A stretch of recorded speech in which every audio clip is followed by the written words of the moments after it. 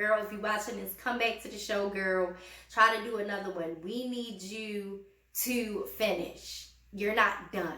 Hello everyone, and welcome back to Let's Talk Wild. Your girl Tay here, and today I'm bringing you another episode of Naked and Afraid XL Valley of the Banished Season 6, Episode 4, No Calm After the Storm, okay? Let's start with Ryan, Sarah, and Chef John, okay? So day 8, Ryan does what he does best. He's out looking for food. He makes a leaning stick and rock trap, you know, the rock leaning on the stick, you know, if something trips the stick, the rock will smash it. Day 9, the trap is tripped, but no food. Now, it wasn't really anything going on with them. Next up, we're gonna discuss, Suzanne and Seth. Okay, so day 8, Suzanne wants to get things done. Seth is laying around the camp. He's in a bad attitude. He says Suzanne is acting like his mother. Okay, well, you're not doing anything. You keep making these bad decisions. So somebody has to tell you what you need to be doing, because I feel like if she didn't help him so far, like if he didn't have her, he would have been already tapped out or passed out somewhere, and the medics would have been called in. But that's my personal opinion, okay? Seth goes to sit in the blind to hunt. Suzanne goes foraging for grubs and things that she can use for fish bait. Night 8, they get into an argument because they're trying to keep warm because it's starting to rain, and they're putting their backs to each other. And Seth is just like leaning on Suzanne's back, and she's like, my back is hurting, stop. So they got into a little altercation, little spat over that. Day 10, Suzanne is working on the Boma shelter. They have words again because Seth isn't doing anything besides hunting, but he's not getting anything. He keeps saying he's hunting and he's the hunter, but he has not caught anything. Like, give it up, sir. It's not for you. Hunting is not for you. He goes to the blind spot to sit and hunt, but he's going to sleep, okay? Day 11, Seth still isn't doing anything. Suzanne is annoyed because she's doing most of the labor at camp, and I'm just ready for him to go. He's so annoying. Like, seriously, Seth, you're a waste. So next up, we got Makani and Bulent. Day 8, Makani says she's trying to eat the meat, but it's against her religion. She isn't gonna do it. She's out there making animal sounds. She's doing yoga. She wants to be one with nature and stuff like that, which I understand, but I'm not.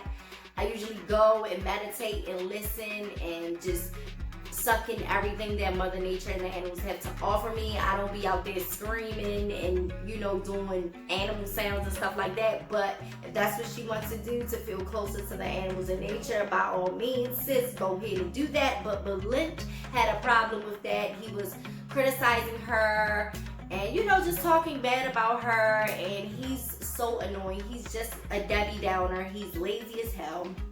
And we're going to get into that. Day 9, Makani wants to build like a shelter for the fire, and Bulent says he doesn't care if the fire goes out. She asks him to help with building this little like fire oven thing, and he doesn't want to help. He said no. Day 10, he still doesn't want to help Makani. They talk, and Makani wants to banish herself because at this point it's not beneficial for her to even stay in the tribe with him. Day 11, Makani makes some shoes and she banishes herself from her tribe with Bulent. And Bulent says he's happy that she has left. And we're all just waiting on when is he gonna tag, because he hasn't done anything.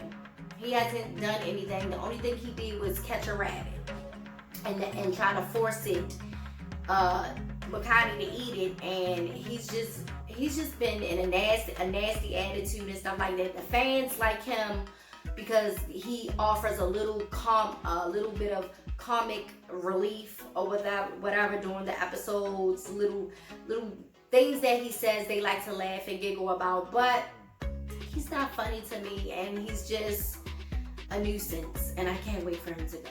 He runs his mouth too much. He talks too much, but doesn't do anything. Okay, so we got Wesson Gwen, day 8. They're throwing up after eating the aloe plant. Y'all already know that's where we had left off at on the last episode. The medic comes in, provides them with some oxygen. Gwen can barely talk. The latex in the aloe plant has caused this reaction, but it isn't poisonous. They're just throwing up and stuff like that. Day 9, Wes goes out to find some food. He tries to get a squirrel and misses. He keeps trying to get these small animals on.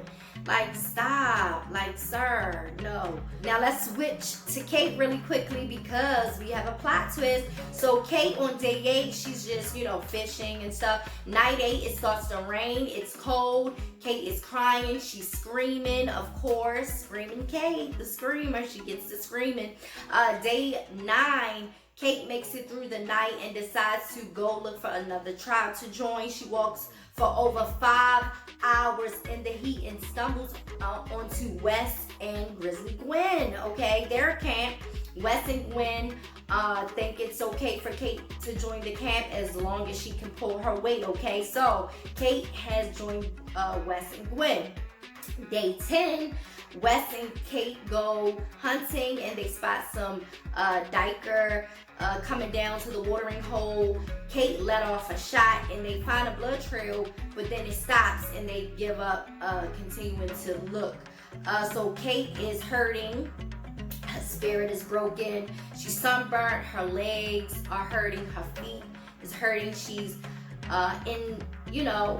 she's regretting coming out to Africa, and she decides to tap out. Okay, so she taps out day 10. Wow. I'm sad to see her go. A lot of the fans, like I said, they're happy to see her go. I'm sad to see her go. I really wanted to see her push through. It sucks. I want her to come back on the show and try again. Kate, girl, if you're watching this, come back to the show, girl. Try to do another one. We need you to finish. You're not done, okay? You got that fight up in you. You got to finish. So let's do XLR updates. Makani's and Bulent's conflict has caused them to drop their XLR to 6.3 to a 5.9. Seth is focusing on hunting, aka sleeping, and not getting any food, and him and Suzanne keeps clashing. So theirs dropped from a 5.8 to a 5.5. Theirs is continuously dropping, okay? Gwen, Kate, and Wes was a 6.6 to a 6.2, which will change next week because Kate has left.